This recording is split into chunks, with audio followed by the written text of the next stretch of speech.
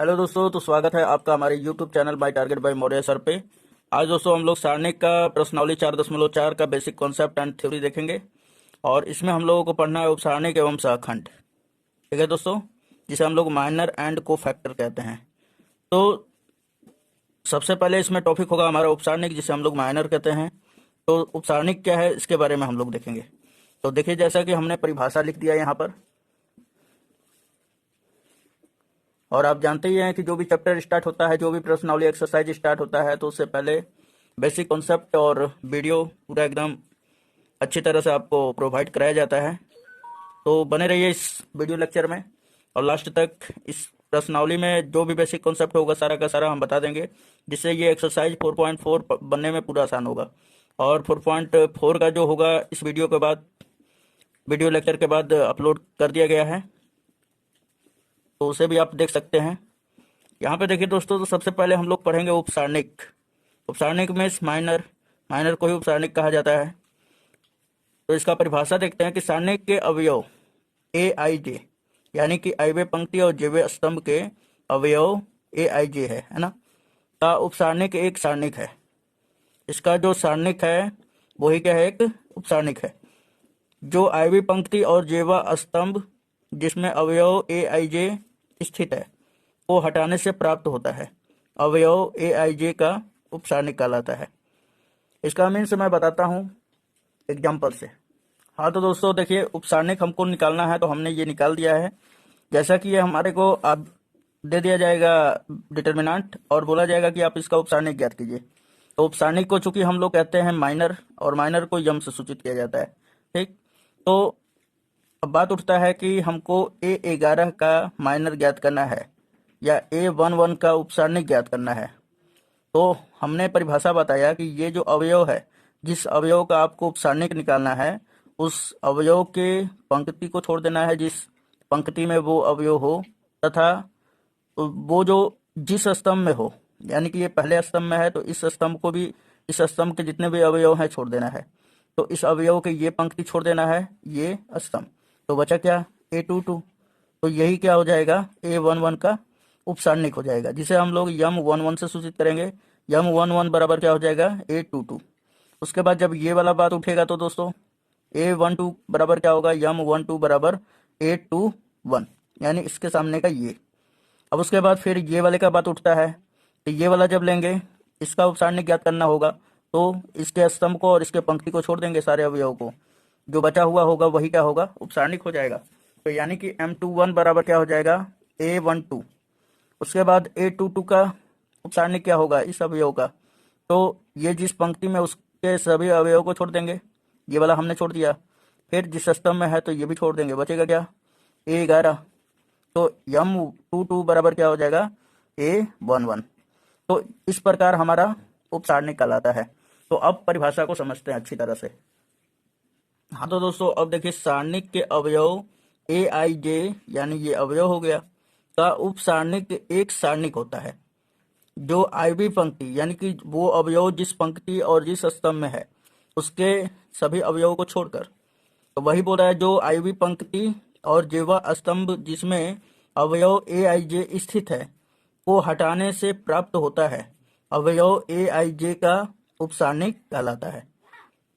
उपसारणिक को हम लोग किससे सूचित करते हैं, तो यम आई जे से सूचित किया जाता है। यानी कि डिटर्मिनेंट में जिस अवयव का हम लोगों को निकालना है, उसी का, वो जिस पंक्ति और जिस स्तंभ में है उसी से यहाँ पे सूचित करेंगे। जहाँ आई हमारा पंक्ति को सूचित करता है, जे क्या सूचित करता है दोस्तों, स्तंभ को।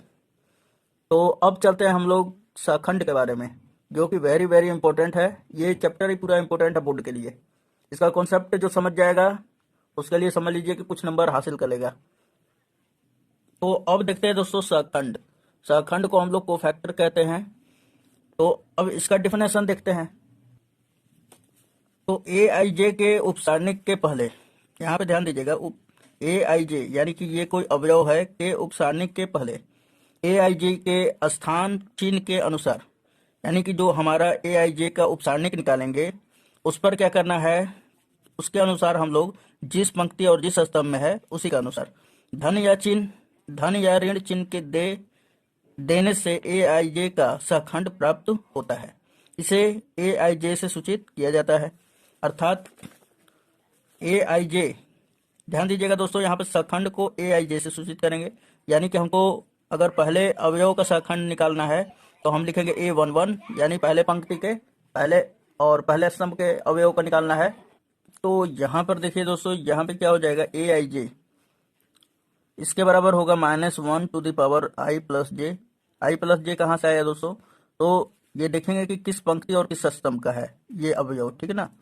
तो माइनर को हम लोग देखेंगे, माइनर किस पंक्ति और किस स्तंभ का है, तो हम क्या करेंगे, -1 का घात करेंगे। अगर ये एक सम संख्या आया आई प्लस जे जोड़ने पर, जैसे कि कोई हमने ले लिया A11, है ना, तो इसका क्या बन रहा है यहाँ पर कि 1 हो गया हमारा आई का वैल्यू और जे का वैल्यू क्या हो गया 1, और दोनों को जोड़ दिया जाए तो 2 हो जाएगा, और 2 हमारा एक सम संख्या है। तो जब सम संख्या होता है तो ये जो होता है माइनस, ये प्लस में बदल जाएगा।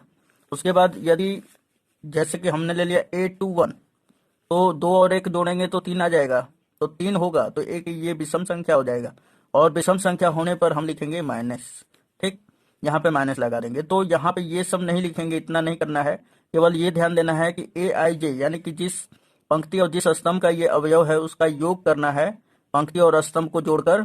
अब वो यदि अगर सम संख्या है तो यहाँ पे प्लस का सिंबल, यदि विषम संख्या है तो क्या कर देंगे, माइनस का सिंबल देंगे। तो जैसा कि यहाँ पर आप देख सकते हैं, तो हमने यहाँ पे निकाला है कि पहले अवयव का यहाँ पे उपसारणिक है हमारा M11, तो इसका आया हमारा क्या A22। तो जस्ट सहखंड क्या है कि ये आप उपसारणिक को ही यहाँ पे रख लीजिए। अब इसके जो जिस पंक्ति और जिस स्तंभ का ये अब उपसारणिक है उसे ही हम जोड़ देंगे। तो यहाँ पे 1 और 1 को जोड़ेंगे तो 2 हो जाएगा, 2 एक हमारा सम संख्या होता है और सम संख्या होने पर प्लस हो जाएगा।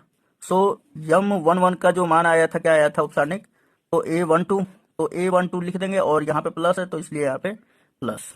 अब यहाँ पे ध्यान दीजिए, तो चूंकि इस अवयव का हमारा उपसारणिक क्या आया था M12, तो M12 से हम सूचित किए थे, और इसका जो अवयव उपसारणिक आया था A21 आया था। A21 को ही हम लोग क्या कह देंगे, सहखंड। लेकिन क्या करना है कि यहाँ पे देखना है किस पंक्ति और किस स्तंभ का है। तो पहले पंक्ति और दूसरे स्तंभ का है, तो 1 और +2 दोनों को जोड़ने पर 3 आया, और 3 चूंकि हमारा एक विषम संख्या है तो विषम आने पर क्या आ जाएगा, यहाँ पर नेगेटिव आ जाएगा, तो इसलिए यहाँ पर नेगेटिव रख दिया गया है। तो यहाँ पर नेगेटिव तो हमने रख दिया, M12 का वैल्यू कितना है, तो A21, तो यहाँ पे हमने रख दिया -A21। उसके बाद फिर यहाँ पर देखेंगे तो A21, इसी प्रकार इसका भी क्या हो जाएगा, M21 का जो उपसारणिक आया हमारा A12 आया। तो अब हम क्या करेंगे, इसके जिस पंक्ति और जिस स्तंभ का है उसको क्या करेंगे, जोड़ेंगे, तो यानी 2 1 3 हुआ, तो एक विषम संख्या हुआ तो माइनस आ जाएगा, है ना, उपसारणिक के सामने, वही सहखंड कहलाता है। तो यहाँ पे क्या आ गया, -A12। उसी प्रकार यहाँ पर A22 बराबर क्या होगा, यानी कि चौथे अवयव का हमारा चौथे अवयव का सहखंड क्या हो जाएगा, तो इसके सामने का ही ये वाला होगा, लेकिन प्लस का होगा कि माइनस का। तो यहाँ पे सबसे पहले इसके जिस पंक्ति और जिस स्तंभ का है अवयव उसको जोड़ देंगे। तो हम लोग जोड़ेंगे 2 और +2 4 हो जाएगा, 4 चूंकि एक सम संख्या है तो यहाँ पे आ जाएगा प्लस आएगा। M22 का वैल्यू क्या है हमारा, तो A11, यहाँ पे रखेंगे +A11। अब ध्यान दीजिएगा कि जहाँ माइनस होगा वहां पर चिन्ह दिखाएंगे, प्लस होगा तो नहीं दिखाएंगे। अब देखिए ये तो हमारा 2/2 कोटि का है ना, डिटर्मिनेंट। अब अगर हम लोगों को एक दे दिया जाए 3/3 का, यानी कि डिटर्मिनेंट हो वो वर्ग आव्यूह की तरह हो, तो फिर क्या होगा, जिसमें 3 पंक्ति और 3 स्तंभ हो, तो उसका वैल्यू, उसमें सहखंड और उपसारणिक कैसे ज्ञात किया जाएगा। तो चलिए उसके बारे में भी हम लोग देख लेते हैं। हाँ तो दोस्तों अब देखेंगे उदाहरण नंबर 2। हाँ तो दोस्तों ये उदाहरण नंबर हमारा 2 है, और इसका हम लोग क्या करेंगे, उपसारणिक ज्ञात करेंगे। तो अब की बार हम लोग 3/3 का डिटर्मिनेंट लिए हैं, यानी इसका कोटि क्या है, 3/3, यानी 3 पंक्ति है और 3 स्तंभ है। तो यहाँ पर ध्यान दीजिए कि सबसे पहले मेरा बात उठेगा कि इसका क्या उपसारणिक होगा। तो इसका उपसारणिक हमें निकालना है, तो ये जिस पंक्ति में है इस पूरे पंक्ति के अवयव को छोड़ देना है, यानी पहले पंक्ति में है A11, तो पहले पंक्ति के सभी अवयव को छोड़ देना है। फिर जिस स्तंभ में है, यानी कि ये स्तंभ में है, तो इसके भी सभी अवयवों को छोड़ देना है। बचेगा ये हमारा, ठीक, A22, A23, A32, A33, इसको ले लिया जाता है। तो हम चूंकि A11 का उपसारणिक ज्ञात करना है, तो चूंकि उपसारणिक को माइनर कहा जाता है और जिस पंक्ति और जिस स्तंभ का है वही नाम देंगे। तो ये A11 है तो यहाँ पे लिखेंगे M11 बराबर क्या हमने लिया था, A22 A23 A32 A33। तो अब मेरा ये आप समझ गए होंगे कि यानी कि अब त्रिया गुणा कर दीजिए, वही 2/2 कोटि का आ गया हमारे पास डिटर्मिनेंट। तो इसका गुणा इसमें कर दीजिए, माइनस का सिंबल देंगे, इसका गुणा इसमें कर देना है, तो ये हमने लिख दिया। अब हमें ज्ञात करना है कि दूसरे अवयव का उपसारणिक क्या होगा। तो ये जिस पंक्ति का है उसके सभी अवयव को छोड़ देना है, यानी पहले पंक्ति के छोड़ देंगे सभी अवयव को। फिर उसके बाद जिस स्तंभ में है, तो यानी दूसरे स्तंभ में है, तो ये दूसरे स्तंभ के सभी अवयव को छोड़ देंगे, बचेगा ये और A31 फिर A33। तो यहाँ पे हमने लिख लिया A3 A21 A23 फिर A31 फिर A33। अब देखिए दोस्तों, इसका गुणा हम इसमें करेंगे और माइनस इसका गुणा इसमें, तो वो हमने इस प्रकार लिख लिया।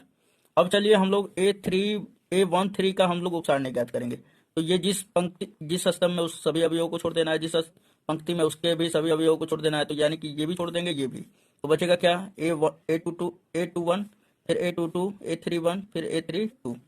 तो यहाँ पे हमने लिख लिया जैसा कि M13 बराबर क्या हो जाएगा, A21 A22 फिर A31 फिर A32।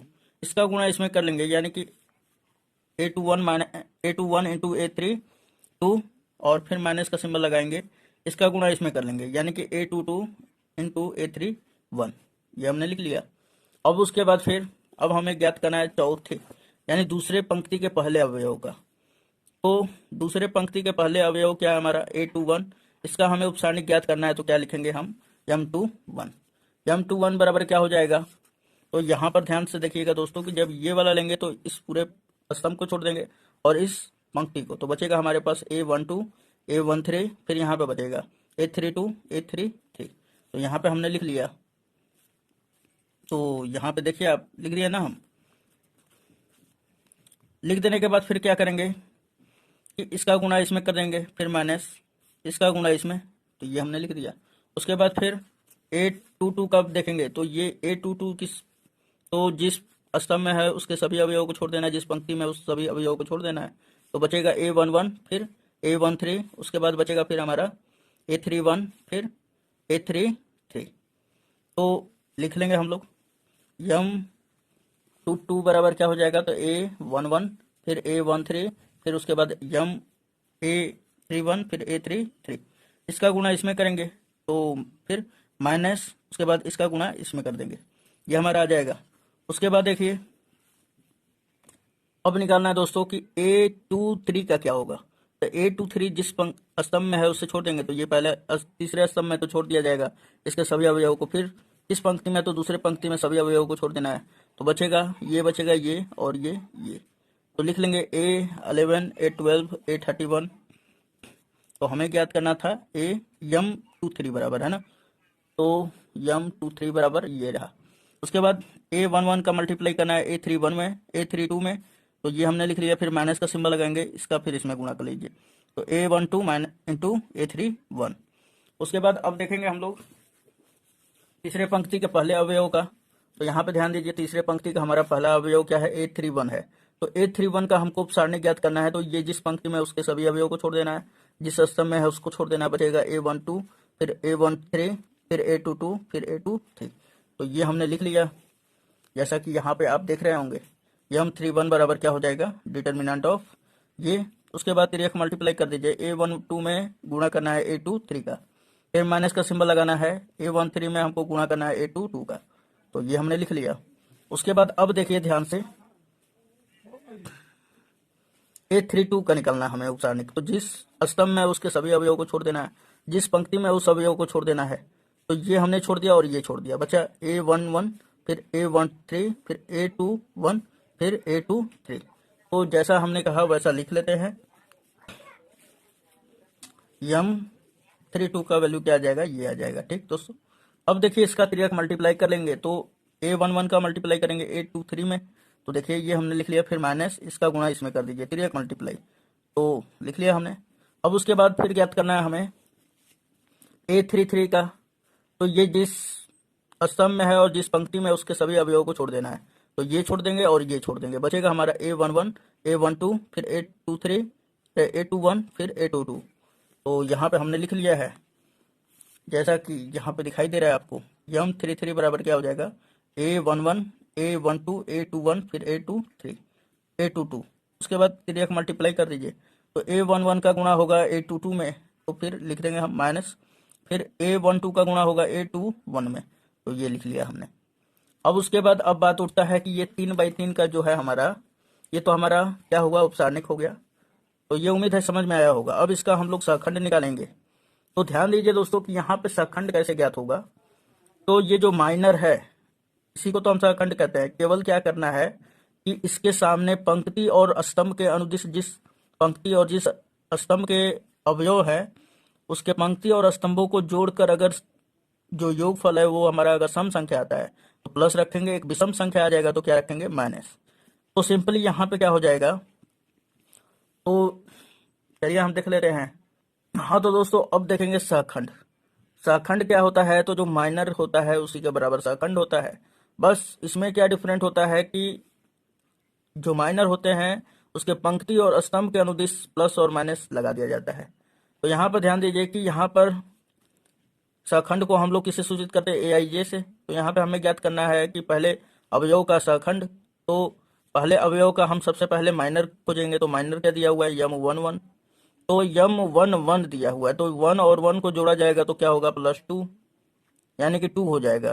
2 हो जाएगा तो 2 1 हमारा सम संख्या है, सम संख्या इसलिए प्लस का सिंबल, ठीक। अगर विषम आया तो माइनस का सिंबल।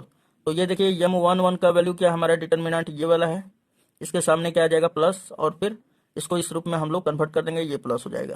फिर उसके बाद A12 का क्या होगा, यानी दूसरे पहले पंक्ति के दूसरे अवयव का क्या होगा, सहखंड। तो A12 बराबर क्या हो जाएगा, -M12। क्यों होगा, क्योंकि 1 2 को जोड़ा जाएगा तो ये कितना हो जाएगा, 3 हो जाएगा, जो कि हमारा क्या है, एक विषम संख्या है। विषम संख्या के सामने क्या आता है, माइनस। तो ये डिटर्मिनेंट के सामने क्या रख देंगे हम, माइनस। उसी प्रकार A13 हो जाएगा। A13 में 13 को जोड़िए, एक सम संख्या मिलेगा, इसलिए प्लस।